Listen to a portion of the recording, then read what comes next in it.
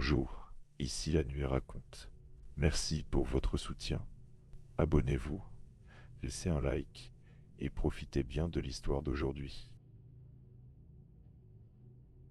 Chapitre 1. L'ordre de mission. Je m'appelle Marcus Chen, sergent-chef dans les forces spéciales américaines, unité Delta Point. Ce que je m'apprête à vous raconter n'aurait jamais dû sortir du désert du Nevada. Mais après ce que nous avons découvert sous la zone 51, je ne peux plus garder le silence. L'humanité doit savoir. Elle doit comprendre. Tout a commencé le 15 octobre 2025, à 3 heures du matin. Mon équipe et moi avons été réveillés en urgence sur la base de Fort Bragg.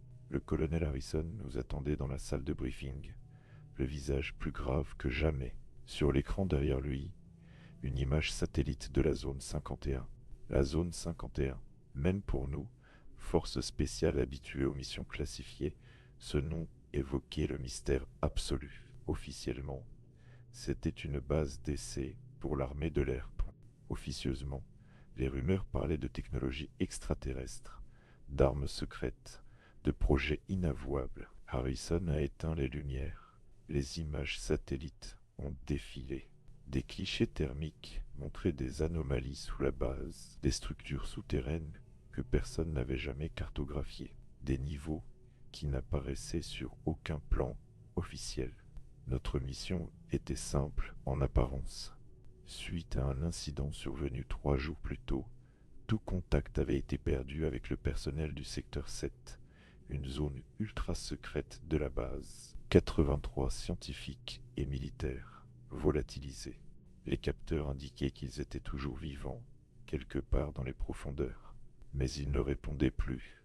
Mon équipe comptait 6 membres. Moi-même, le lieutenant Sarah Mitchell, experte en guerre biologique, le sergent David Park, notre médecin de combat, le caporal James Turner, spécialiste en explosifs, le soldat Elena Vasquez, tireuse d'élite, et le soldat Mike Johnson, notre technicien en communication. Le vol vers le Nevada s'est fait dans un silence pesant. Chacun vérifiait son équipement. Pour fusil d'assaut M4 modifié, vision nocturne dernière génération, détecteur de radiation, masque NBC. Harrison nous avait équipés comme pour une guerre chimique. À notre arrivée, la zone 51 paraissait étrangement calme sous le soleil du désert. Les bâtiments blancs se dressaient comme des monolithes sur le sable ocre. Un général que je n'avais jamais vu nous a accueillis. Général Morrison, d'après son badge, ses yeux fuyaient les nôtres. Il nous a conduits directement à l'entrée du secteur 7. Un ascenseur industriel dissimulé dans un hangar apparemment abandonné. Les portes se sont ouvertes sur une cabine en acier renforcé. Morrison a composé un code à 24 chiffres. L'ascenseur s'est mis en mouvement. Descente. Les chiffres défilaient sur l'écran. Niveau -1, -2, -3. L'ascenseur continuait de descendre. -4, -5, -6. Enfin, niveau -7. Les portes se sont ouvertes sur un sas de décontamination. Morrison s'est tourné vers nous. Sa voix tremblait légèrement quand il a parlé. Ce niveau n'existe officiellement pas. Ce que vous allez voir n'a jamais existé. Si vous échouez, nous scellerons définitivement cet endroit, avec vous, dedans si nécessaire. Sarah a serré son fusil plus fort. J'ai hoché la tête. Nous savions ce que nous risquions en acceptant cette mission. Le sas s'est ouvert sur un couloir en béton brut. Les murs suintaient d'humidité malgré le désert au-dessus de nos têtes. Des câbles électriques couraient le long du plafond, alimentant des néons qui grésillaient par intermittence. L'air sentait le renfermer et quelque chose d'autre, une odeur chimique que je ne parvenais pas à identifier. Nous avons progressé en formation tactique. Moi en tête, Sarah et David sur les flancs, James et Elena au centre, Mike fermant la marche avec son équipement de communication. Nos pas résonnaient dans le silence oppressant. Le couloir s'étendait sur 200 mètres avant de bifurquer. À gauche, une porte marquée laboratoire. À droite, quartier du personnel. Droit devant, centre de commandement. Les capteurs thermiques de Mike indiquaient des signatures de vie dans les 3 directions, mais aucun mouvement. J'ai opté pour le centre de commandement. La porte était entr'ouverte. À l'intérieur, les écrans de contrôle clignotaient encore. Des dizaines de moniteurs affichaient des données incompréhensibles, des formules chimiques, des séquences ADN, des graphiques de progression. Park a trouvé le journal de bord électronique. La dernière entrée datait de 3 jours. Le docteur Elizabeth Kramer, directrice scientifique du projet. Ses notes étaient fragmentées, paniquées. Expérience 47B hors de contrôle. Les sujets ont muté au-delà des paramètres prévus. Contamination du niveau 7 confirmé. Protocole de confinement activé. Que Dieu nous pardonne ce que nous avons fait. Sarah a vérifié les autres terminaux. Ce qu'elle a découvert nous a glacé le sang. Le projet Lazarus. Depuis 20 ans, il menait des expériences sur des sujets humains. Des sans-abri ramassés dans les grandes villes. Des immigrés clandestins que personne ne chercherait. Des criminels condamnés à mort officiellement exécutés. Il testait une nouvelle forme de thérapie génique. Un mélange de CRISPR avancé et de nanotechnologie. L'objectif était de créer des super soldats, des êtres humains améliorés, plus forts, plus rapides, capables de régénération cellulaire accélérée. Mais quelque chose avait mal tourné avec le lot. 47B. Les nanobots s'étaient mis à réécrire l'ADN de manière incontrôlée. Les sujets avaient commencé à muter. Les images de surveillance montraient l'horreur progressive. Des corps qui se déformaient, des membres qui poussaient là où ils n'auraient pas dû, des visages qui perdaient toute humanité.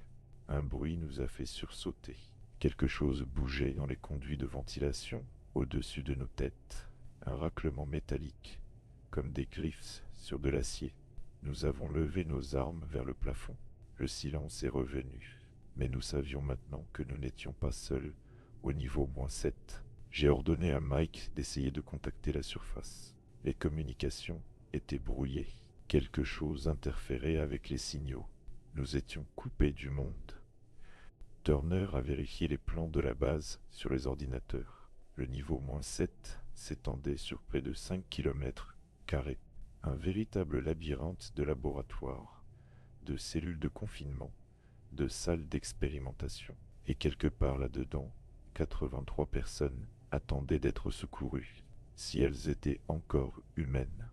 Nous avons quitté le centre de commandement pour nous diriger vers les laboratoires. Le couloir s'élargissait progressivement. Les murs en béton laissaient place à des parois vitrées. Derrière, des salles blanches immaculées, du matériel médical sophistiqué, des tables d'opération, des scanners IRM nouvelle génération. Dans la 3e salle, nous avons trouvé notre premier corps, le docteur Michael Foster. D'après son badge, son corps était transformé. Sa colonne vertébrale avait percé sa peau, formant des protubérances osseuses le long de son dos. Ses bras s'étaient allongés de manière grotesque. Ses doigts ressemblaient à des serres. Park s'est penché pour l'examiner. Il était mort depuis environ 2 jours, mais son corps continuait de muter post-mortem. Les nanobots étaient toujours actifs. Nous devions trouver les survivants rapidement. Si la contamination s'étendait, si les nanobots trouvaient un moyen de remonter à la surface, un cri a déchiré le silence. Un hurlement inhumain venant des profondeurs du complexe, puis un autre, et encore un autre. Il savait que nous étions là. Elena a vérifié son viseur thermique. Des dizaines de signatures de chaleur convergeaient vers notre position. Elle se déplaçait vite, trop vite pour être complètement humaine. J'ai pris une décision rapide. Nous devions trouver un endroit défendable. D'après les plans, il y avait une salle de sécurité blindée 100 mètres plus loin. Nous avons couru. Le premier contact visuel a eu lieu alors que nous étions à mi-chemin. Une créature a surgi d'une porte latérale. Elle avait été humaine autrefois. On pouvait encore distinguer les vestiges d'un uniforme militaire sur ce qui restait de son torse. Mais ses jambes s'étaient fusionnées en une masse musculaire unique. Elle se déplaçait comme un serpent, ondulant à une vitesse terrifiante. Turner n'a pas hésité. Une rafale de N4. Les balles ont déchiqueté la créature, projetant un liquide noir sur les murs. Mais elle continuait d'avancer. Park a lancé une grenade incendiaire. Le phosphore blanc a embrasé la chose. Elle s'est écroulée en poussant des cris stridents. Nous avons atteint la salle de sécurité. La porte blindée s'est refermée derrière nous avec un bruit sourd. Nous étions en sécurité, pour l'instant. La salle contenait des moniteurs de surveillance couvrant tout le niveau. Nous pouvions voir les créatures errer dans les couloirs. Certaines marchaient encore sur deux jambes, bien que difformes. D'autres rampaient sur les murs et les plafonds, leurs membres transformés en appendices arachnéens. Toutes semblaient attirées par notre présence. Mike a réussi à accéder au dossier confidentiel du projet. Ce qu'il a trouvé dépassait nos pires cauchemars. Le projet Lazarus ne visait pas seulement à créer des super-soldats. C'était un programme de préparation. Depuis 2020, les agences de renseignement avaient détecté des signaux non identifiés venant de l'espace lointain. Des messages codés qui suggéraient une intelligence extraterrestre hostile. Une invasion était considérée comme probable dans les 20 prochaines années. Le gouvernement avait lancé plusieurs projets secrets pour préparer l'humanité. Le projet Lazarus était l'un d'eux. Transformer des humains en armes biologiques capables de combattre une menace alien. Mais ils avaient joué avec des forces qu'ils ne maîtrisaient pas. Les nanobots du lot 47B avaient été contaminés par un virus informatique d'origine inconnue. Certains scientifiques pensaient qu'il s'agissait d'une forme de sabotage. D'autres évoquaient une intervention extérieure. Les nanocorrompus réécrivaient l'ADN humain selon des schémas chaotiques, créant des abominations. Sarah a trouvé quelque chose d'encore plus troublant. Un message vidéo du docteur Kramer, enregistré juste avant la catastrophe. Sur l'écran, une femme d'une cinquantaine d'années, les traits tirés par l'épuisement. Elle parlait rapidement, jetant des regards nerveux, hors shampoing. Si vous voyez ceci, c'est que le pire est arrivé. Les sujets du lot 47B ont développé une forme d'intelligence collective. Les nanobots créent un réseau neuronal partagé entre les infectés. Ils apprennent, s'adaptent, évoluent. Nous avons créé quelque chose que nous ne pouvons plus arrêter. Elle a marqué une pause, essuyant la sueur sur son front. Il existe un protocole d'urgence. Au niveau -9, dans le bunker principal, se trouve l'antidote, un virus neutralisant capable de détruire les nanobots.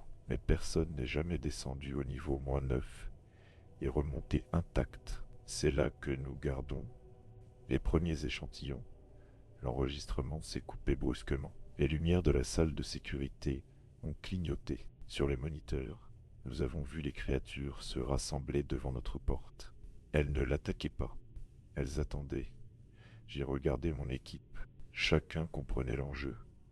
Si ces choses remontaient à la surface, si la contamination se propageait, c'était la fin de l'humanité telle que nous la connaissions. Nous devions descendre au niveau -9. Turner a vérifié nos explosifs. Nous avions assez de 4 pour nous frayer un chemin, mais pas assez pour détruire tout le complexe. Il faudrait être chirurgicaux.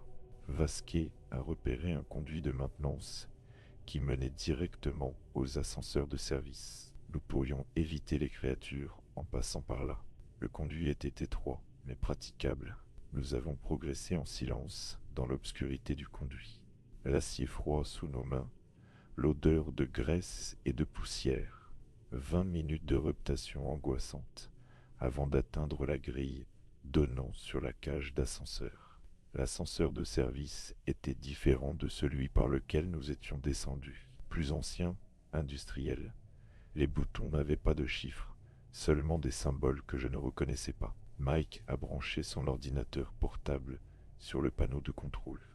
Après quelques minutes de piratage, les portes se sont ouvertes. La descente vers le niveau -8 a duré une éternité. Nous pouvions entendre les câbles grincer sous la tension. L'ascenseur tremblait, comme s'il n'avait pas été utilisé depuis des années. Le niveau -8 était différent. Les murs n'étaient plus en béton, mais creusés directement dans la roche. Des inscriptions couraient le long des parois. Pas en anglais, pas dans une langue que je connaissais. Elle semblait ancienne, antérieure à la base elle-même. Parc à scanner l'air. Taux de radiation élevé, mais supportable. Présence de spores inconnus dans l'atmosphère. Il nous a fait signe de garder nos masques. Le couloir principal s'enfonçait dans les ténèbres. Nos lampes torches ne portaient qu'à une dizaine de mètres. Au-delà, l'obscurité était totale, oppressante, comme si elle absorbait la lumière. Nous avons trouvé les premiers corps après 100 mètres. Des scientifiques, d'après leur blouse, mais ils étaient là depuis bien plus longtemps que 3 jours. Des années peut-être, momifiés par l'air sec et froid. Certains portaient des blessures étranges, des marques de griffes trop grandes pour appartenir à un animal connu. Sarah a examiné leur badge. Projet Ouroboros. Date 1987. Près de 40 ans. Combien de projets secrets s'étaient succédés ici, dans les entrailles de la Terre? Un grondement sourd a résonné dans les profondeurs. Pas mécanique, organique, comme une respiration gigantesque. Nous nous sommes figés. Johnson a vérifié ses instruments. Une signature thermique massive, 300 mètres devant. Immobile, attendant, nous avons avancé prudemment. Le couloir s'élargissait progressivement, jusqu'à déboucher sur une vaste caverne. Au centre, une structure que je peine encore à décrire. Imaginez une masse de chair palpitante, de la taille d'un immeuble de 3 étages. Des veines grosses, comme des tuyaux d'évacuation, parcouraient sa surface. Des protubérances osseuses surgissaient à intervalles réguliers. Et partout, des visages, des dizaines de visages humains incrustés dans la chair, les yeux ouverts, la bouche figée dans un cri silencieux. C'était ça, le niveau -8, le cimetière des expériences ratées, des décennies de cobayes fusionnés en une seule entité, monstrueuse. Les nanobots du projet Lazarus n'étaient que la dernière itération d'une longue série d'horreurs. L'entité a bougé. Un tentacule de chair s'est déroulé dans notre direction. Turner a lancé une charge de 4. L'explosion a arraché le tentacule, projetant une pluie de sang noir. La chose a émis un hurlement qui nous a mis à genoux. Un cri de douleur et de rage mêlés. Nous avons couru vers l'autre extrémité de la caverne. Un autre ascenseur nous attendait. Celui-ci semblait encore plus ancien. Les portes étaient ornées de symboles qui me donnaient mal à la tête, rien qu'à les regarder. Mike a forcé l'ouverture. L'intérieur sentait la mort, et quelque chose de pire, une odeur de soufre et de chair brûlée. Le bouton du niveau -9 était recouvert d'une plaque de verre avec un avertissement. Accès restreint, autorisation, Oméga requise. J'ai brisé le verre avec la crosse de mon fusil. Le bouton était froid sous mon doigt. L'ascenseur s'est mis en branle, avec un grincement métallique. La descente a duré 5 minutes. 5 minutes pendant lesquelles nous avons entendu des bruits au-dessus de nous. L'entité du niveau -8 s'était mise en mouvement. Elle nous suivait. Le niveau -9. Quand les portes se sont ouvertes, nous avons compris pourquoi personne n'en était jamais remonté. Ce n'était pas une base militaire, c'était un temple souterrain qui semblait avoir été construit des millénaires avant l'arrivée des Européens en Amérique. Les murs étaient couverts de fresques dépeignant des créatures qui n'avaient rien d'humain, des êtres tentaculaires descendant du ciel, des humains prosternés devant eux.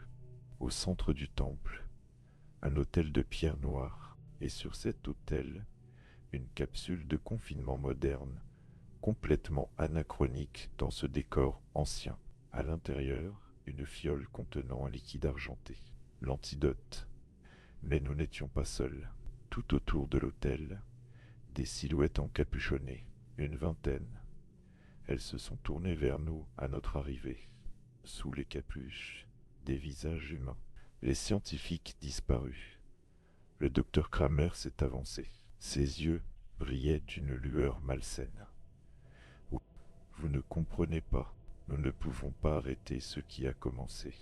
Les nanobots ne sont qu'un outil. Ils préparent l'humanité à la transformation, à l'ascension. Quand ils reviendront, nous devons être prêts. Nous devons avoir évolué. Elle a montré les fresques autour de nous. Cet endroit existe depuis des milliers d'années. Ils sont déjà venus. Ils ont laissé des instructions. Le projet Lazarus n'est que l'accomplissement de leur volonté. L'humanité doit muter pour survivre à leur retour. Sarah a levé son arme. Docteur Kramer, écartez-vous de l'antidote. C'est un ordre. Kramer a ri, un rire sans joie. L'antidote? Il n'y a pas d'antidote. Ce liquide est le catalyseur final. Il accélérera la mutation jusqu'à son stade ultime. Nous deviendrons ce qu'ils veulent que nous soyons. Un grondement a résonné dans l'ascenseur. L'entité du niveau -8 descendait. Les murs ont tremblé. J'ai pris ma décision en une fraction de seconde. J'ai tiré. La balle a traversé l'épaule de Kramer, la projetant en arrière. Turner et Vasquez ont ouvert le feu sur les scientifiques qui s'avançaient. Dans le chaos, Park a couru vers l'hôtel et s'est emparé de la fiole. « Attendez !» a crié Mike. « Regardez !» Il pointait son scanner vers la fiole. Les lectures étaient incompréhensibles. Ce n'était ni un virus, ni des nanobots. C'était quelque chose d'entièrement différent. Une forme de matière que nos instruments ne pouvaient pas identifier. L'ascenseur a explosé. L'entité de chair a jailli dans le temple, remplissant l'espace de ses tentacules. Les scientifiques se sont jetés sur elle, se laissant absorber volontairement. Leurs corps ont fusionné avec la masse, ajoutant à sa taille. Nous avons couru vers une sortie latérale. Un tunnel étroit creusé dans la roche. Derrière nous, l'entité grandissait, se nourrissant des corps des scientifiques. Le tunnel remontait en pente raide. Nous avons grimpé pendant ce qui m'a semblé des heures. Mes poumons brûlaient, mes jambes tremblaient, mais nous ne pouvions pas nous arrêter. Les bruits derrière nous indiquaient que l'entité nous poursuivait, se frayant un chemin dans le tunnel trop étroit pour elle, élargissant le passage par la force brute. Enfin, nous avons aperçu de la lumière, pas artificielle, naturelle, la lumière du soleil. Nous avons émergé dans le désert, à 3 kilomètres de la base principale. Le soleil se couchait, teignant le sable de rouge sans point. Mike a immédiatement contacté le commandement pour une évacuation immédiate demandée. Menace de niveau Oméga. Protocole de confinement maximum. 3 hélicoptères Black Hawk sont arrivés en 15 minutes. Mais alors que nous montions à bord, le sol s'est mis à trembler. À 500 mètres de nous, le désert s'est effondré. L'entité a émergé, une montagne de chair mutante sous le soleil couchant. Les hélicoptères ont ouvert le feu. Missiles Hellfire, roquettes, tout leur arsenal.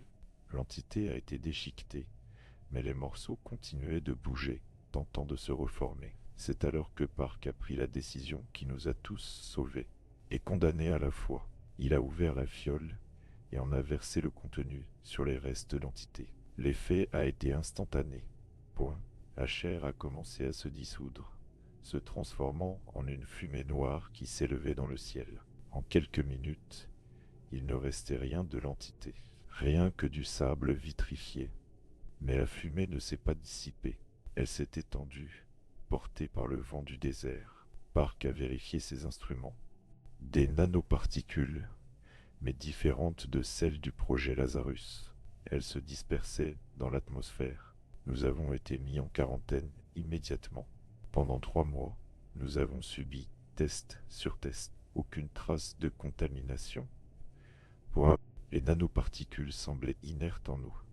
Mais les scientifiques ont découvert autre chose. Notre ADN avait été subtilement modifié. Rien de visible, rien de dramatique, juste quelques séquences dormantes activées, des séquences que tous les humains portent, mais qui sont normalement inactives. L'évolution accélérée. Les nanoparticules se sont répandues dans le monde entier en 6 mois. Chaque être humain sur Terre en porte, maintenant, dormante pour l'instant. Mais les scientifiques pensent qu'elles attendent un signal, un déclencheur. Chapitre 2. Les conséquences. 6 mois ont passé depuis notre mission. L'incident de la zone 51 a été classifié au plus haut niveau. Officiellement, une fuite de gaz toxique a nécessité l'évacuation temporaire d'une partie de la base. Les 83 disparus ont été déclarés morts dans un accident industriel. Mais je sais la vérité. Nous savons tous la vérité. Nous les 6 survivants de l'équipe Delta. Nous vivons avec chaque jour. Park a été le premier à remarquer les changements. Ses réflexes étaient devenus plus rapides, sa vision plus perçante, des modifications subtiles que les tests médicaux standards ne détectaient pas. Puis ce fut le tour de Sarah. Elle pouvait maintenant entendre des fréquences sonores, normalement inaudibles pour l'homme. Turner a développé une résistance accrue aux toxines. Vasquez une capacité de guérison améliorée. Johnson pouvait traiter l'information à une vitesse surhumaine. Quant à moi, j'ai commencé à faire des rêves étranges, des visions d'un futur possible, d'un ciel noir strié d'éclairs violets, de vaisseaux titanesques descendant des étoiles. Les nanoparticules n'étaient pas une arme, c'était un cadeau, ou peut-être une malédiction. Elles préparaient l'humanité à quelque chose. Mais quoi? J'ai commencé mes propres recherches. Les symboles dans le temple du niveau -9 m'obsédaient. J'ai consulté des experts en langue ancienne, des archéologues marginaux, des théoriciens du complot. Petit à petit, j'ai reconstitué une histoire terrifiante. Les fresques ne dépeignaient pas le premier contact. Elles dépeignaient le retour. Ils étaient déjà venus, il y a des millénaires. Ils avaient modifié notre espèce, insérant dans notre ADN des séquences dormantes. Puis ils étaient repartis, promettant de revenir quand nous serions prêts. Le projet Lazarus, les expériences de la zone 51, tout cela n'était que l'accomplissement inconscient d'un programme inscrit dans nos gènes. Nous préparions notre propre transformation parce que c'était écrit dans notre code génétique depuis le début. Les signaux de l'espace, détectés en 2020, n'étaient pas une menace, c'était un compte à rebours. Ils revenaient vérifier leur expérience. Un soir, j'ai reçu un appel crypté, une voix que je ne reconnaissais pas. « Sergent Chen, nous savons ce que vous avez vu, nous savons ce que vous savez. Il existe d'autres comme vous, des gens qui comprennent ce qui arrive à l'humanité. Nous devons nous préparer, pas pour combattre, mais pour guider la transformation, pour nous assurer qu'elle préserve ce qu'il y a de meilleur en nous. » La voix m'a donné une adresse, un entrepôt abandonné à la périphérie de Phoenix. J'y suis allé contre mon meilleur jugement. L'entrepôt abritait un laboratoire clandestin. Des scientifiques qui avaient quitté leur poste officiel pour poursuivre des recherches interdites. Parmi eux, certains survivants du projet Lazarus qui avaient fui avant la catastrophe. Ils m'ont montré leur découverte. Les nanoparticules ne transformaient pas seulement le corpus, elles créaient des connexions, un réseau neural planétaire invisible.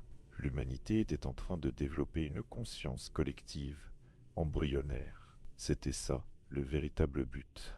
Pas de créer des super soldats, pas de nous transformer en monstres, mais de nous unir, de faire de l'humanité un organisme unique, capable de communiquer avec leurs esprits incompréhensiblement vastes. Le docteur Chen, sans lien de parenté malgré notre nom commun, dirigeait cette équipe. Elle m'a expliqué leur plan. Nous ne pouvons pas arrêter ce qui a commencé, mais nous pouvons l'influencer. Les nanoparticules répondent à la volonté collective. Si suffisamment d'humains partagent la même vision, la même intention, nous pouvons diriger notre propre évolution. Ils avaient développé une technique de méditation basée sur les symboles du temple. une façon de communiquer avec les nanoparticules, de leur donner des instructions, non pas pour arrêter la transformation, mais pour la modeler selon nos valeurs humaines. Compassion, créativité, amour. J'ai appris leurs techniques, j'ai ressenti la connexion. Des millions d'esprits effleurant le mien. La peur, la confusion, mais aussi l'espoir. L'humanité sentait le changement arriver, sans le comprendre. Nous avons commencé à recruter, discrètement, des militaires, des scientifiques, des artistes, des philosophes, tous ceux qui pouvaient comprendre et accepter la vérité. Notre réseau s'est étendu, pas pour combattre les gouvernements ou les extraterrestres, mais pour guider l'humanité à travers sa métamorphose. Park et les autres membres de mon équipe nous ont rejoints, chacun apportant ses compétences uniques. Sarah a développé des protocoles médicaux pour faciliter la transition. Turner a créé des refuges sûrs pour ceux dont la transformation était plus difficile. Pasquier a organisé des équipes d'intervention pour aider les communautés affectées. Johnson a mis en place des réseaux de communication cryptés pour coordonner nos efforts. Mais nous n'étions pas les seuls à avoir compris. D'autres groupes s'étaient formés. Certains voulaient accélérer la transformation, pensant que c'était notre destinée glorieuse. D'autres voulaient la combattre, quitte à détruire l'humanité pour la sauver. Chapitre 3. La guerre silencieuse. Les médias commençaient à remarquer des anomalies, des cas de guérison spontanée inexpliqués, des enfants nés avec des capacités cognitives extraordinaires, des disparitions mystérieuses dans les zones rurales. Point P. Les gouvernements tentaient de maintenir le contrôle. Projet secret pour étudier les nanoparticules. Tentative de créer un antidote. Campagne de désinformation pour calmer la population. Notre groupe, que nous appelions maintenant les gardiens, travaillait dans l'ombre pour maintenir l'équilibre. Nous intervenions quand la transformation devenait incontrôlable. Nous protégions ceux qui mutaient trop rapidement.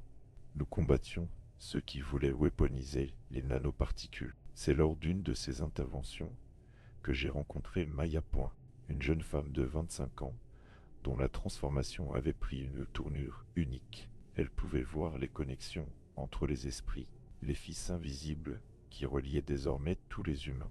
Maya nous a révélé quelque chose de terrifiant. Le réseau n'était pas seulement humain. D'autres consciences s'y infiltraient, des intelligences anciennes, endormies dans les profondeurs de la Terre. Les expériences de la zone 51 les avaient réveillées. Ces entités n'étaient ni humaines ni extraterrestres. Elles étaient terrestres, mais antérieures à toute vie connue. Les véritables habitants originels de la Terre, endormis depuis des éons. Les nanoparticules les reconnectaient au monde vivant. Certaines étaient bienveillantes, désireuses d'aider l'humanité dans sa transition. D'autres étaient hostiles, voyant en nous des usurpateurs. Et quelques-unes étaient simplement incompréhensibles, opérant selon des logiques totalement étrangères à notre compréhension. Maya est devenue notre interprète. Elle naviguait dans le réseau psychique, négociant avec ces entités, établissant des alliances, évitant les conflits. Pendant ce temps, les signes de retour se multipliaient. Des astronomes amateurs détectaient des anomalies dans le système solaire externe, des objets massifs en approche, se déplaçant à des vitesses impossibles selon les lois de la physique connues. Les gouvernements se préparaient à la guerre. Missiles nucléaires pointés vers le ciel, armes biologiques basées sur les recherches de la zone 51, boucliers énergétiques expérimentaux autour des grandes villes. Mais nous savions que c'était inutile. On ne combat pas ses créateurs. On ne fait pas la guerre à des êtres qui ont semé la vie sur Terre. Le docteur Shen a fait une découverte cruciale. Les symboles du temple n'étaient pas qu'un langage. C'était un code, un programme. En les arrangeant correctement, on pouvait envoyer un message à travers le réseau psychique, un message qui atteindrait leur conscience à leur approche. Nous avons travaillé jour et nuit pour composer ce message. Il devait exprimer l'essence de l'humanité. notre gratitude pour le don de la conscience, notre désir de préserver notre individualité tout en rejoignant le collectif cosmique. Notre volonté de servir de pont entre l'ancien et le nouveau. La composition du message a pris 3 mois. Chaque symbole devait être parfait, chaque séquence harmonieuse. Maya testait continuellement notre travail, s'assurant qu'il résonnerait correctement dans le réseau. C'est alors que le deuxième désastre a frappé. Un groupe extrémiste, se faisant appeler les purificateurs, a attaqué plusieurs de nos refuges simultanément. Ils croyaient que tuer les transformés arrêterait la contamination. Ils se trompaient, tragiquement. La mort violente de plusieurs dizaines de transformés a créé une onde de choc psychique. Les nanoparticules de leur corps se sont dispersées dans l'atmosphère, mais corrompues par la douleur et la peur de leurs derniers instants. Ces nanoparticules traumatisées ont commencé à infecter d'autres humains, provoquant des transformations cauchemardesques similaires à celles que nous avions vues dans la zone 51. Des zones entières ont dû être évacuées. L'armée a établi des périmètres de quarantaine. Les gardiens sont intervenus massivement. Nous utilisions notre connexion au réseau pour calmer les nanoparticules traumatisées, pour guider les transformations vers des formes moins destructrices. C'était épuisant. Plusieurs d'entre nous y ont laissé leur santé mentale, perdue dans le chaos psychique du réseau. Park a développé une nouvelle technique. Au lieu de combattre les transformations chaotiques, il les acceptait, les intégrait, les harmonisait. Il est devenu un hybride conscient, gardant son humanité tout en embrassant sa nature transformée. Son corps pouvait maintenant changer de forme à volonté, s'adaptant aux situations. Son exemple a inspiré d'autres. Les adaptés, comme ils s'appelaient, sont devenus nos agents de terrain les plus efficaces, capables de communiquer avec les transformés chaotiques, de les calmer, de les ramener à la raison. Mais le temps nous manquait. Les objets dans l'espace se rapprochaient. Les télescopes les plus puissants commençaient à distinguer leurs formes. Ce n'étaient pas des vaisseaux au sens où nous l'entendons. C'étaient des structures organiques vivantes, des créatures de la taille de lune, glissant entre les dimensions. Les gouvernements ont paniqué. Certains ont tenté des frappes préventives. Les missiles nucléaires lancés vers l'espace ont simplement disparu, absorbés par les créatures sans effet apparent. C'est alors que Maya a fait sa plus grande découverte. En explorant les couches les plus profondes du réseau psychique, elle a trouvé un message, ancien, enfoui dans notre ADN collectif depuis le début. Un message de nos créateurs. Enfants de la Terre, quand vous lirez ceci, vous serez prêts. La transformation n'est pas une fin, mais un commencement. Vous êtes la synthèse de notre sagesse ancienne et de votre jeune vitalité. Vous êtes le pont entre les mondes. N'ayez pas peur. Embrassez votre destinée. Devenez ce que vous avez toujours été destiné à être. Les gardiens de la vie dans ce secteur de l'univers. Le message contenait aussi des instructions. Comment utiliser les nanoparticules pour terraformer d'autres mondes? Comment voyager entre les étoiles en utilisant le réseau psychique comme encre? Comment communiquer avec d'autres espèces transformées dans la galaxie? Nous n'étions pas uniques. D'autres mondes avaient subi la même transformation. Nous rejoignions une communauté galactique d'espèces élevées. Chapitre 4. Le premier contact. Ils sont arrivés un mardi. Pas d'invasion dramatique. Pas de vaisseau au-dessus des capitales. Les créatures spatiales se sont simplement mises en orbite autour de la Terre, attendant. Puis le réseau psychique s'est embrasé. Chaque humain sur Terre a ressenti leur présence. Pas hostile, curieuse, bienveillante mais distante. Le message que nous avions composé s'est activé automatiquement, porté par les milliards d'esprits humains connectés. Notre peur, notre espoir, notre désir de rester nous-mêmes tout en évoluant. La réponse est venue immédiatement, pas en mots, mais en émotions, en concepts, en vision. Ils nous ont montré l'histoire de l'univers, comment la vie avait émergé sur d'innombrables mondes, comment certaines espèces avaient atteint un niveau de conscience, leur permettant de transcender leur forme physique pointue. Comment elles étaient devenues les jardinières de l'univers, semant la vie sur les mondes stériles. La Terre avait été l'une de leurs expériences. Ils avaient guidé l'évolution, introduit des modifications génétiques subtiles, attendu patiemment que nous soyons prêts.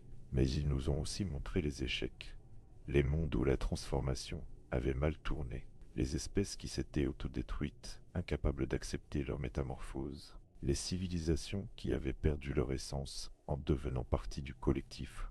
C'était notre test. Pouvions-nous évoluer tout en préservant ce qui faisait de nous des humains? Notre créativité chaotique, notre individualité farouche, notre capacité d'amour irrationnel, les gardiens ont pris la tête des négociations. Pas des négociations politiques, mais spirituelles. À travers le réseau, nous avons partagé l'essence de l'humanité. Notre art, notre musique, nos histoires, nos guerres aussi, nos échecs, nos moments les plus sombres, tout ce qui nous définissait. En retour, ils nous ont offert des choix. Nous pouvions refuser la transformation.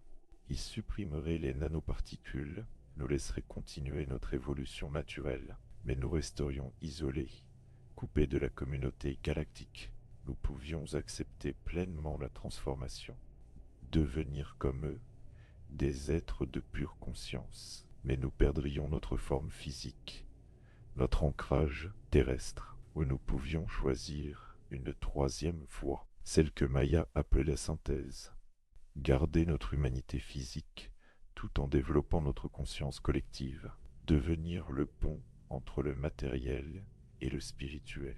Le débat a fait rage pendant des semaines. Bon, pas dans les parlements ou les médias, mais dans le réseau psychique. Chaque humain avait une voix. Les gardiens servaient de modérateurs, canalisant les milliards d'opinions en courants de pensée cohérents. Les purificateurs voulaient le refus total. Les transcendants voulaient l'ascension complète. Mais la majorité, guidée par les histoires de ceux qui avaient vécu la transformation, penchait vers la synthèse. C'est un enfant qui a fait pencher la balance. Tomoko, une petite japonaise de 7 ans, née après la dispersion des nanoparticules. Elle était naturellement connectée au réseau, capable de le naviguer intuitivement. Elle a partagé une vision, l'humanité transformée, mais reconnaissable, des villes qui étaient des organismes vivants en symbiose avec la nature, des humains qui pouvaient modifier leur forme, mais gardaient leur essence, des enfants qui jouaient entre les étoiles, tout en rentrant dîner chez leurs parents. Sa vision a résonné dans le réseau. Elle montrait que nous n'avions pas à choisir entre notre humanité et notre évolution. Nous pouvions être les deux. La décision a été prise collectivement. Un moment unique dans l'histoire humaine où 6 milliards d'esprits ont pensé comme un seul, tout en restant 6 milliards d'individus uniques. La synthèse. Les créateurs ont accepté notre choix avec ce qui ressemblait à de la fierté. Ils nous ont transmis des connaissances nécessaires. Comment guider consciemment notre transformation? Comment utiliser les nanoparticules pour améliorer sans détruire? Comment maintenir l'équilibre entre l'individuel et le collectif? Mais ils nous ont aussi avertis. D'autres menaces existaient dans l'univers, des espèces qui avaient mal tourné, des entités qui se nourrissaient de la conscience, des forces qui cherchaient à détruire ce que les jardiniers avaient créé. En choisissant la synthèse, nous acceptions aussi la responsabilité. Nous deviendrions les gardiens de notre secteur galactique. Les protecteurs des mondes en développement.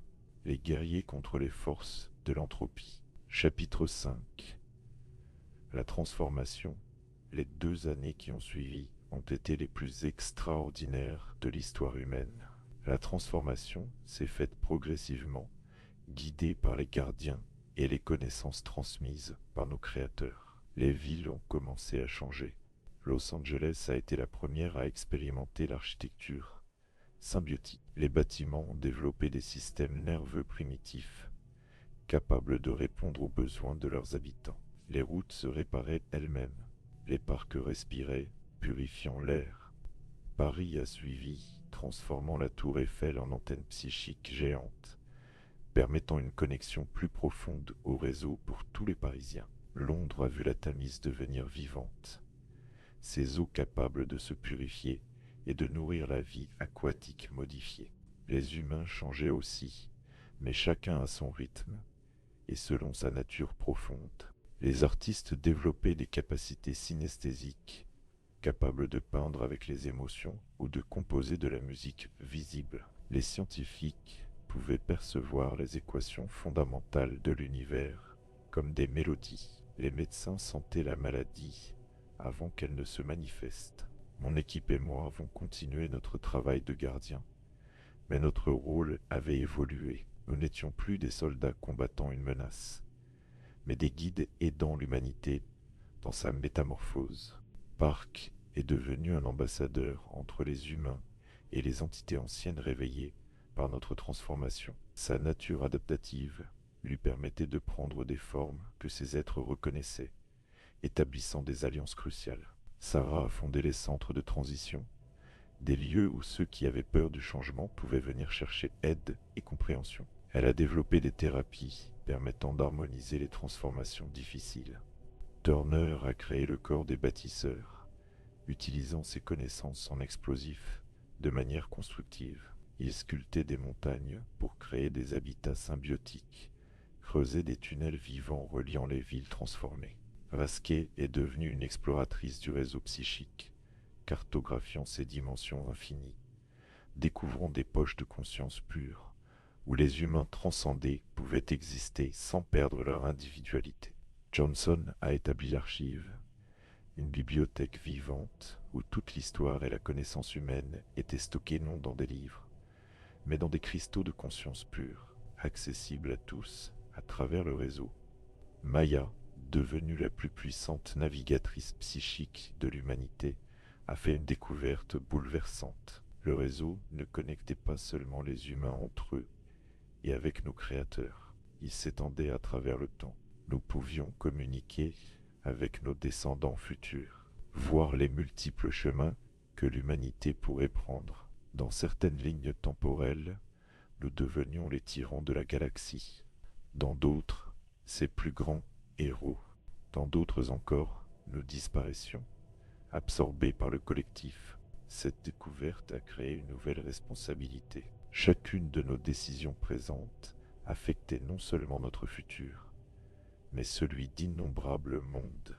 Nous devions être conscients, prudents, sages. C'est pourquoi les gardiens ont établi le Conseil temporel, des humains spécialement entraînés pour naviguer les courants du temps, s'assurant que nos actions présentes mèneraient au futur les plus bénéfiques pour tous. Mais tous n'acceptaient pas cette nouvelle réalité. Les résistants existaient toujours. Certains se terraient dans des bunkers blindés psychiquement, refusant toute connexion au réseau. D'autres tentaient activement de saboter la transformation. Le plus dangereux était Marcus Webb, un ancien général qui avait rassemblé une armée de résistants. Ils avaient développé une technologie capable de tuer les nanoparticules, créant des zones mortes où la transformation s'inversait. Webb croyait sauver l'humanité. Il ne voyait dans la transformation qu'une invasion, une perte de notre libre arbitre. Il ne comprenait pas que nous avions choisi collectivement ce chemin. La confrontation était inévitable. Elle a eu lieu dans le désert du Nevada, ironiquement près de la zone 51, où tout avait commencé. L'armée de Webb, équipée d'armes anti-nanoparticules, contre les gardiens et les adaptés. Mais nous n'étions pas venus pour combattre. Maya avait une autre idée.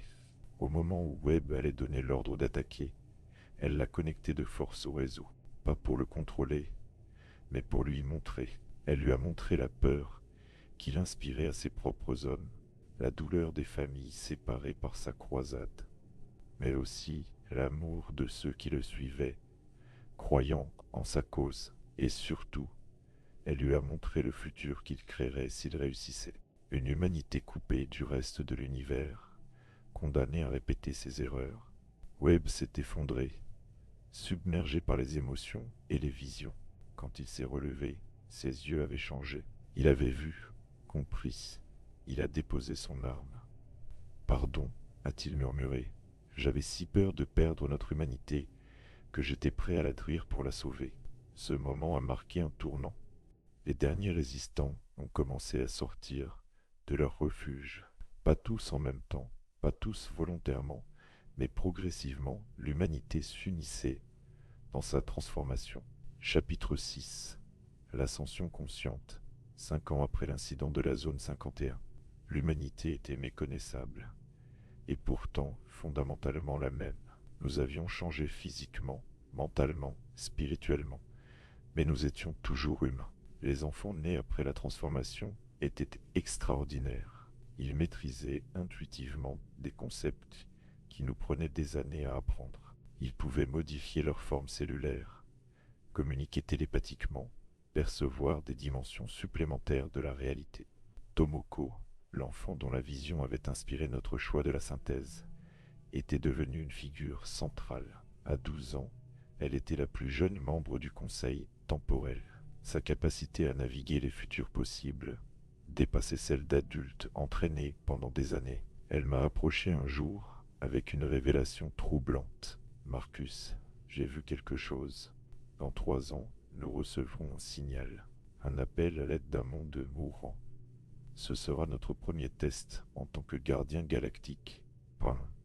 Si nous échouons, les conséquences se répercuteront à travers le temps et l'espace. » J'ai ressenti le poids de cette responsabilité. Nous n'étions plus seulement responsables de notre propre survie, mais de celle d'autres mondes. Les préparatifs ont commencé immédiatement. Les bâtisseurs ont construit des vaisseaux vivants, capables de voyager entre les étoiles en utilisant le réseau psychique comme guide. Les adaptés se sont entraînés pour survivre dans des environnements extraterrestres. Les gardiens ont développé des protocoles de premier contact avec des espèces inconnues. Pendant ce temps, la Terre elle-même évoluait. Les océans grouillaient de nouvelles formes de vie, créées par la symbiose entre les anciennes espèces et les nanoparticules. Les forêts étaient devenues conscientes, capables de communiquer leurs besoins et de s'adapter aux changements climatiques. Le Sahara s'était transformé en un jardin de cristal vivant, convertissant l'énergie solaire en nourriture pour la planète entière. L'Antarctique abritait maintenant des cités de glace conscientes, où les humains adaptés au froid extrême expérimentaient de nouvelles formes d'art et de science. Mais le plus grand changement était invisible. Le réseau psychique humain était devenu si dense, si complexe, qu'il avait développé sa propre forme de conscience. Pas une entité séparée, mais une émergence de nos consciences combinées. Nous l'appelions l'Oversoul, l'âme collective. L'Oversoul ne contrôlait personne.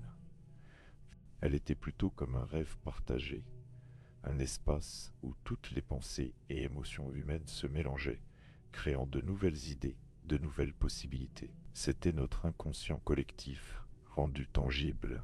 À travers l'Oversoul, nous avons fait une découverte stupéfiante. La Terre elle-même était consciente. Elle l'avait toujours été, mais à un niveau si profond et lent que nous ne pouvions pas l'apercevoir.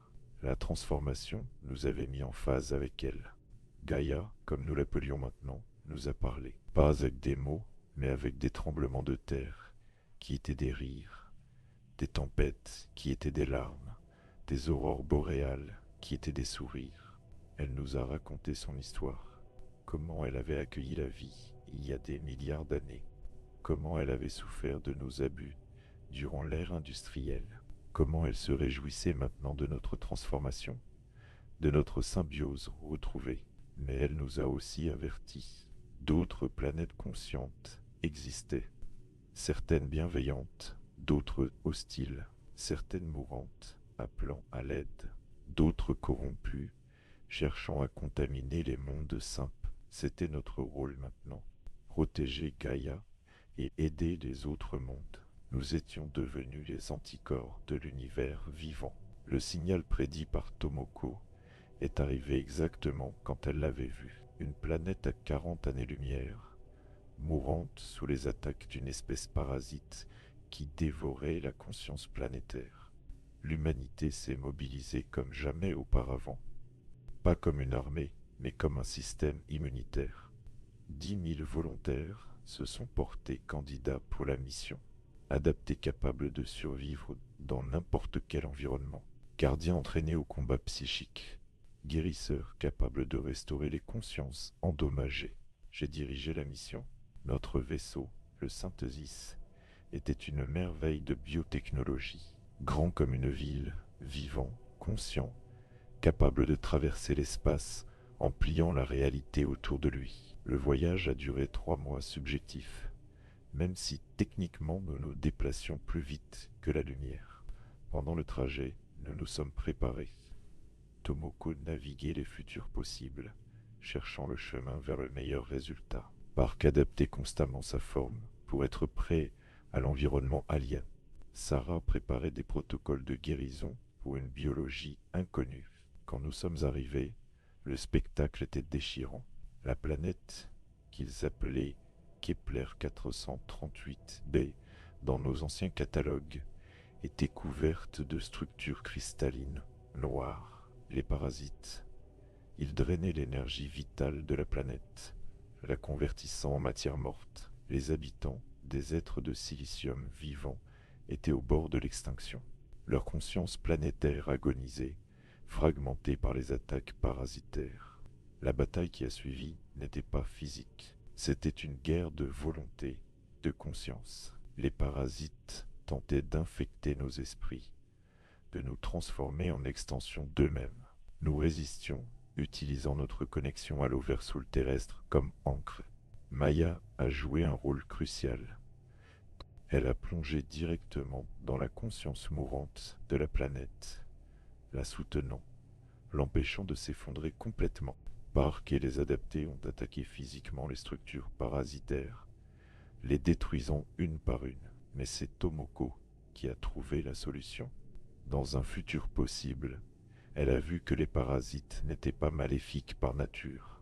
Ils étaient eux-mêmes les survivants d'une planète morte, cherchant désespérément un nouveau foyer. Au lieu de les détruire, nous leur avons offert une alternative, un astéroïde mort proche de la planète. Nous l'avons transformé en utilisant nos nanoparticules, créant un habitat où les parasites pourraient survivre sans détruire d'autres mondes. La négociation a été difficile.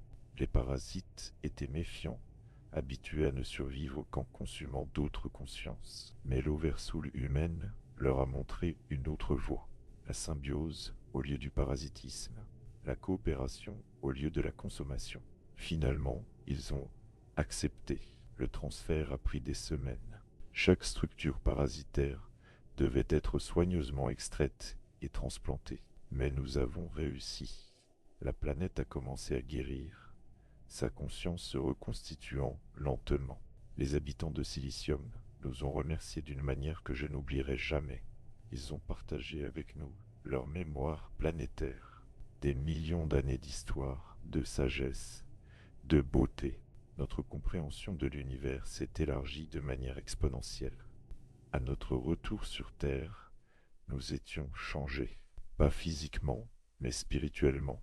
Nous avions prouvé que l'humanité pouvait tenir son rôle de gardienne. Nous avions transformé un conflit en symbiose. L'événement a résonné à travers le réseau galactique de conscience. D'autres mondes ont pris note. L'humanité, si jeune, si chaotique, avait réussi là où des espèces plus anciennes avaient échoué. Des invitations ont commencé à arriver. D'autres mondes demandaient notre aide. Certains face à des menaces externes, d'autres face à leur propre transformation difficile. Nous étions devenus les médiateurs de la galaxie. Épilogue, la morale de l'évolution. Je suis vieux maintenant, pas en années, car la transformation nous a donné une longévité extraordinaire. Mais en expérience, j'ai vu l'humanité passer du bord de l'autodestruction à devenir les gardiens bienveillants de la vie dans notre secteur de l'univers. La zone 51, où tout a commencé, est maintenant un monument, pas aux horreurs qui s'y sont passées, mais à la résilience humaine, à notre capacité de transformer même les pires erreurs en opportunités d'évolution. Les niveaux souterrains ont été purifiés et transformés en jardins de méditation. Le niveau -7 abrite maintenant une école où les jeunes apprennent l'histoire de notre transformation. Le niveau -9 est devenu un temple œcuménique où toutes les formes de conscience peuvent communier en paix.s. Park dirige maintenant l'Académie des Adaptés, enseignant aux nouvelles générations comment embrasser le changement tout en restant fidèles à eux-mêmes. Sarah a fondé un réseau galactique de guérisseurs, apportant aide et réconfort au monde en transformation. Turner construit des merveilles architecturales qui défient les lois de la physique, créant des espaces où différentes formes de vie peuvent coexister. Vasquez explore les confins du réseau de conscience, découvrant de nouvelles dimensions de réalité. Johnson archive non seulement l'histoire humaine, mais celle de tous les mondes que nous rencontrons, créant une bibliothèque universelle de sagesse. Maya est devenue quelque chose de plus qu'humain, tout en restant profondément humaine. Elle existe simultanément dans plusieurs dimensions, servant de pont entre les différents niveaux de conscience. Elle est notre lien avec l'incompréhensible. Tomoko, maintenant adulte, guide le conseil temporel avec une sagesse qui dépasse son âge. Elle veille sur les lignes temporelles, s'assurant que l'univers évolue vers plus de conscience, plus de compassion, plus de beauté. Les créateurs nous visitent parfois, plus en professeurs qu'en parents maintenant. Ils nous considèrent comme leurs égaux, leurs successeurs. Ils nous ont dit que d'autres défis viendraient, des menaces d'au-delà de notre univers, des forces qui cherchent à éteindre toute conscience, mais ils ont confiance en nous. L'humanité a appris la leçon la plus importante. L'évolution n'est pas une destination, mais un voyage. Nous ne cesserons jamais de changer, de grandir, d'apprendre. Mais nous ne perdrons jamais non plus ce qui fait de nous des humains. Notre capacité d'aimer, de créer, de rêver. La transformation forcée, qui a commencé comme une catastrophe, est devenue notre plus grande bénédiction. Elle nous a unis tout en préservant notre diversité. Elle nous a donné un but tout en maintenant notre liberté. Elle nous a connectés à l'univers tout en renforçant nos liens terrestres. Si je devais résumer la morale de notre histoire, ce serait ceci. N'ayez pas peur du changement. Embrassez-le, guidez-le, mais ne le laissez jamais effacer qui vous êtes. Nous sommes la preuve vivante qu'on peut évoluer sans perdre son âme, qu'on peut devenir plus qu'humain tout en restant humain. Les enfants qui naissent aujourd'hui ne connaîtront jamais le monde d'avant. Pour eux, la télépathie est naturelle, la transformation corporelle banale, le voyage interstellaire une possibilité réelle. Mais ils portent en eux la mémoire génétique de ce que nous étions. L'Oversoul garde précieusement notre histoire, nos luttes, nos victoires. Parfois, je retourne dans le désert du Nevada. Je me tiens là où l'entité monstrueuse a émergé, où Park a libéré les nanoparticules qui ont changé le monde. L'endroit est maintenant un jardin luxuriant, un oasis de vie dans le désert. Des fleurs impossibles poussent là, changeant de couleur selon les émotions de ceux qui les regardent. Je pense à mes camarades tombés dans les profondeurs de la zone 51. Leur sacrifice n'a pas été vain. Ils font partie de l'Oversoul maintenant, leur conscience préservée dans le réseau collectif. Parfois, je sens leur présence, leur approbation pour ce que nous sommes devenus. Le général Webb, l'ancien résistant, est maintenant l'un des plus ardents défenseurs de notre nouvelle existence. Il dirige les forces de protection planétaire, s'assurant que la Terre reste un havre sûr pour toutes les formes de conscience. Sa transformation d'ennemi en allié est la preuve que personne n'est irrémédiable. Le docteur Chen continue ses recherches, explorant les limites de notre évolution. Elle a découvert que nous ne sommes qu'au début. D'autres transformations nous attendent, d'autres niveaux de conscience à atteindre, mais toujours en préservant notre essence humaine. Les gouvernements traditionnels ont évolué aussi. Plus de nations séparées, mais des biorégions interconnectées, chacune avec sa propre personnalité, mais unie dans le réseau global. La guerre est devenue impossible quand on ressent la douleur de son ennemi comme la sienne. La pauvreté, la faim, la maladie appartiennent au passé. Les nanoparticules et notre conscience collective assurent que chaque humain a accès aux ressources dont il a besoin. Pas une utopie parfaite, nous avons toujours des conflits, des désaccords, des chagrins. Mais nous les résolvons différemment maintenant, avec empathie et compréhension. L'art a explosé dans des directions inimaginables. Des symphonies qui se jouent directement dans le réseau de conscience. Des peintures vivantes qui évoluent selon les émotions des observateurs. Des histoires qui s'écrivent elles-mêmes, puisant dans l'inconscient collectif. La science et la spiritualité ont fusionné. Nous comprenons maintenant que la conscience est aussi fondamentale que la matière et l'énergie, que l'univers n'est pas une machine morte, mais un organisme vivant dont nous sommes les neurones. Les religions ont évolué aussi. Plus de dogmes rigides, mais une spiritualité fluide qui reconnaît le divin dans toute conscience. Les anciennes traditions sont préservées, mais réinterprétées à la lumière de notre nouvelle compréhension. Certains humains choisissent encore de vivre de manière traditionnelle. Des communautés qui imitent volontairement leur connexion au réseau, préservant les anciennes façons de vivre. Nous les respectons, les protégeons. La diversité est notre force. Les animaux aussi ont été affectés. Beaucoup ont développé des formes de conscience plus complexes. Nous pouvons maintenant communiquer avec eux, comprendre leurs besoins, leurs désirs. La frontière entre humain et animal s'est estompée sans disparaître. Les plantes participent au réseau à leur manière lente et profonde. Les forêts sont devenues des bibliothèques vivantes, stockant la sagesse dans leurs anneaux de croissance. Les jardins sont des œuvres d'art conscientes, collaborant avec leurs jardiniers. Même la matière inorganique montre des signes de conscience émergente. Les montagnes rêvent sur des échelles géologiques. Les rivières chantent leurs histoires. Les pierres gardent la mémoire du temps profond. Bref, tout cela aurait pu mal tourner. Si nous avions paniqué, résisté violemment, laissé la peur nous dominer, nous serions devenus les monstres de la zone 51. Mais nous avons choisi l'espoir. Nous avons choisi de faire confiance. Nous avons choisi d'évoluer consciemment. C'est la vraie morale de notre histoire. Face à l'inconnu, face au changement radical, nous avons le choix. Nous pouvons nous cramponner au passé et être détruits, ou nous pouvons embrasser le futur tout en honorant ce que nous étions. Les générations futures iront plus loin que nous. Elles exploreront d'autres galaxies, d'autres dimensions, d'autres formes d'existence. Mais elles porteront toujours en elles l'étincelle humaine. Cette capacité unique de transformer même la plus grande catastrophe en opportunité d'évolution.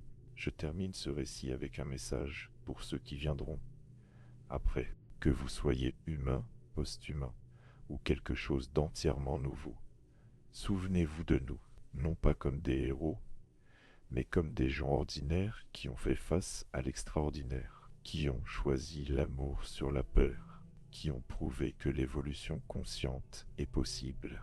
La zone 51 reste un rappel que nos plus grandes erreurs peuvent devenir nos plus grandes leçons, que dans les profondeurs les plus sombres, on peut trouver la lumière, que l'humanité, malgré tous ses défauts, est capable de transcendance. Les nanoparticules continuent leur travail, subtiles, patientes. Chaque génération est un peu plus adaptée, un peu plus consciente, mais toujours humaine, toujours capable de surprises, de créativité, d'amour irrationnel. Parfois, la nuit, je me connecte profondément au réseau. Je sens les milliards d'esprits humains, chacun unique, tous connectés. Je sens Gaïa respirer sous mes pieds. Je sens les étoiles chanter dans le vide. Je sens l'univers entier vibrer de conscience. Et je souris, parce que nous avons survécu. Plus que ça, nous avons prospéré. Nous sommes devenus ce que nous étions destinés à être. Les gardiens conscients de la vie, les jardiniers de possibilités, les ponts entre les mondes. L'histoire de l'humanité ne fait que commencer. Ce que j'ai raconté n'est que le premier chapitre d'une saga qui s'étendra sur des éons, mais c'est un chapitre important. C'est l'histoire de comment nous avons appris à évoluer sans perdre notre âme. Alors que je termine ce récit, je sens une présence familière dans le réseau. Tomoko projetant depuis le futur. Elle sourit, un sourire qui traverse le temps. Merci, Marcus. Ton histoire sera lue par des billions d'êtres à travers le temps et l'espace. Elle leur donnera espoir. Elle leur montrera que même face à l'incompréhensible, l'amour et la compassion peuvent triompher. Je hoche la tête, comprenant enfin pourquoi j'ai ressenti le besoin de raconter cette histoire. Ce n'est pas juste un témoignage, c'est un guide, un manuel pour ceux qui devront faire face à leur propre transformation, parce que l'évolution ne s'arrête jamais. Il y aura d'autres crises, d'autres métamorphoses, d'autres choix impossibles. Mais si nous gardons notre humanité, si nous choisissons l'amour sur la peur, nous traverserons. Les oubliés du niveau -7 ne sont plus oubliés. Ils font partie de nous maintenant, leur essence préservée dans l'Oversoul. Leur sacrifice a permis notre ascension. Le soleil se couche sur le désert du Nevada, mais ce n'est plus le même désert. Des fleurs de cristal vivant captent les derniers rayons, les transformant en musique. Des papillons aux ailes iridescentes dansent dans l'air, leurs mouvements créant des équations mathématiques. Je ferme les yeux et me laisse porter par le réseau. Je sens Sarah soigner un enfant malade sur Mars. Park négociant avec une conscience gazeuse près de Jupiter. Turner construisant une cité impossible dans les anneaux de Saturne. Vasquez explorant un trou de verre près de Neptune. Johnson archivant les rêves d'une civilisation mourante à des années-lumière. Nous sommes dispersés à travers l'espace et le temps, mais nous sommes un. L'humanité a trouvé son destin, non pas comme conquérant de l'univers, mais comme ses gardiens bienveillants. Et quelque part, dans les profondeurs du réseau, je sens les créateurs observer, fiers. Leur expérience a réussi au-delà de leurs espérances. L'humanité est prête pour la prochaine étape. Mais ça, c'est une autre histoire. Une histoire que les générations futures écriront. Mon rôle était de témoigner de la transformation. De montrer que même nés dans l'horreur et la peur, les oubliés sont devenus les souvenirs. Les monstres sont devenus des professeurs. La catastrophe est devenue chrysalide. Nous sommes humains. Nous sommes plus qu'humains. Nous sommes exactement ce que nous devions devenir. Et l'aventure ne fait que commencer. Fin note finale de l'auteur Marcus Chen. Si vous lisez ceci, que vous soyez de mon temps ou d'un futur lointain, la zone 51, les expériences, la transformation, tout s'est réellement passé. Mais la vérité dépasse ce que les mots peuvent exprimer. Pour vraiment comprendre, vous devez le vivre. Connectez-vous au réseau. Ressentez l'Oversoul. Touchez la conscience de Gaïa. N'ayez pas peur de ce que vous découvrirez. C'est beau, terrifiant, incompréhensible et parfaitement naturel. C'est ce que nous sommes vraiment, ce que nous avons toujours été, cachés sous le vernis de la civilisation. Les nanoparticules sont en vous aussi, lecteurs, dormantes peut-être, ou déjà actives. Elles attendent votre permission pour vous transformer, non en monstre, mais en la meilleure version de vous-même. Le choix vous appartient, comme il nous a appartenu. Choisissez sagement, choisissez avec amour, choisissez de devenir plus, tout en restant vous. L'univers attend de voir ce que vous deviendrez.